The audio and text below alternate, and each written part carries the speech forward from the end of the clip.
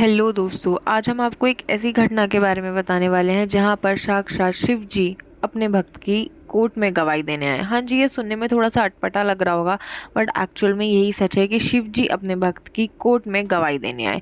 1980 की बात है। वृंदावन में एक इंसान, इवन एक संत रहता था जिसको लोग जज साहब के नाम से बुलाते थे। वह शिव जी के मंदिर में जाता था, बाहर की मिट्टी को सिर्फ अपने माथे पर लगाता था और शिवलिंग की पूजा भी नहीं करता था। अंदर तो मंदिर के जाता ही नहीं था, बस बाहर आता था, मिट्टी अपने माथे पर लगाता था और अपना चला जाता था। वो संत इतना फेमस था कि सब उसको जज साहब जज साहब जज साहब ही कहकर बुलाते थे। तो एक दिन वहाँ पर एक बंदा ऐसे ही ट्रैवल करने आया, तो उसने पूछा कि ये है तो नॉर्मल एवरेज संत, बट इसको क्या स्पेसिफिक है कि इसको लोग जज बुला रहे हैं, जज साहब बोल रहे हैं।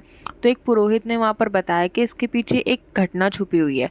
तो उसने बताया कि काफ़ी टाइम पहले की बात है, एक भोला नाम का व्यक्ति था और वह ज़्यादा तो नहीं था, थोड़ा गरीब था और उसकी एक लड़की थी और उसे अपनी लड़की की शादी करानी थी।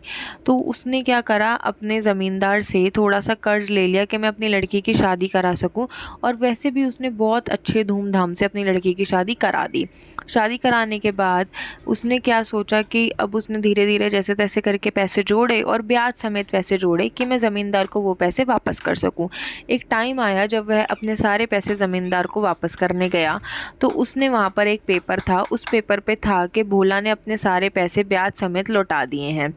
तो उस ज़मींदार ने बोला कि भोला, एक बार तुम अपने सारे डॉक्यूमेंट अच्छे से देख लो कि कोई इन डॉक्यूमेंट में दिक्कत तो नहीं है। तो भोला ने बोला, हाँ मैं अपने सिर्फ शिव जी को जानता हूँ, मुझे पता है मेरे साथ कुछ भी बुरा नहीं होगा, मैं अपना साइन कर देता हूँ। तो यह बात सुनने के बाद ज़मींदार के मन में थोड़ा लालच आ गया कि यहाँ पर हमारे आसपास तो कोई भी बैठा नहीं है, तो एक क्या काम करता हूँ, मैं कागज़ ही बदल देता हूँ। तो उसने कागज़ ही बदल दिया और उन कागज़ में लिखा था, भोला ने अभी तक मेरे को एक भी रुपया नहीं चुकाया है। और भोला ने बिना सोचे समझे शिव जी का नाम लेकर वहाँ पर साइन कर दिए।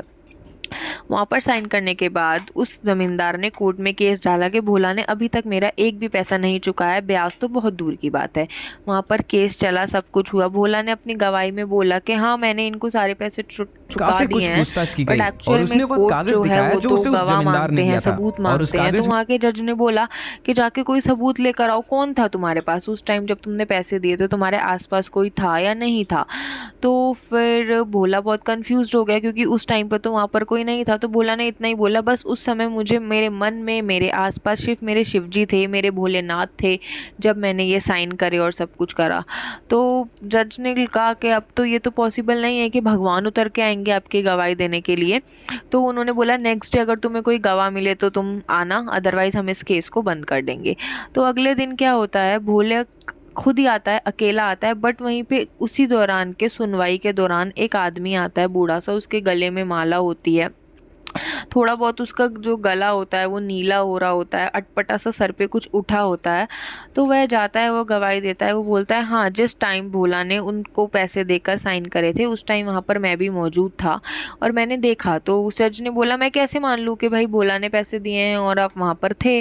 तो उनने बताया कि ये ज़मींदार झूठ बोल रहा है, इसके कमरे में एक ड्रॉर है, उसमें 3 नंबर की फ़ाइल है जिसमें भोला ने साइन करे हुए हैं और सारे पैसे चुकाए हुए हैं।